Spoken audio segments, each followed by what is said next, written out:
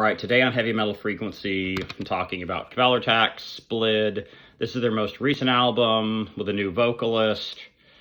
It's excellent. It takes a little bit more time and effort. It's proggier than Natisford. Whereas Natisford had more of like a mid-80s vibe to it, this is kind of like 70s rock, 70s prog, psychedelic rock, some post-rock, a little bit like unintentional post-rock.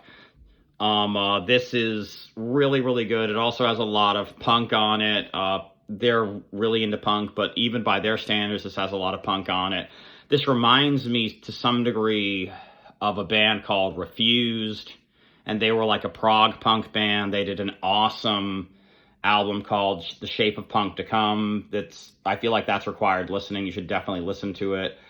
And so this still has a lot of the catchiness. It's just it has more of other things. They have a new vocalist as well.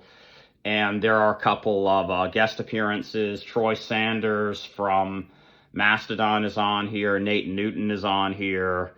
This is a fantastic album. It does require more time and effort. It's a little over 10 minutes longer, I think, than Natisford.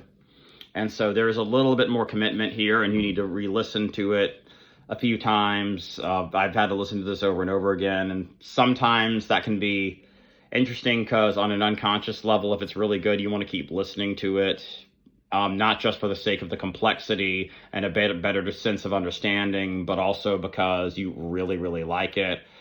They still have the 3-guitar wall of sound thing going. It's just a little bit trippier. This is an excellent like black and roll punk and other stuff album. They have a broader spectrum on Splid than they have on their other albums, which is fantastic, and I would highly recommend this. As far as the tracks go, everything's excellent. I suggest that you really spend a lot of time with it because it's just so good, and this is fantastic. Please support Kvelertak. Pick up a copy of their albums if you like it. And yeah, that's pretty much it. Thank you.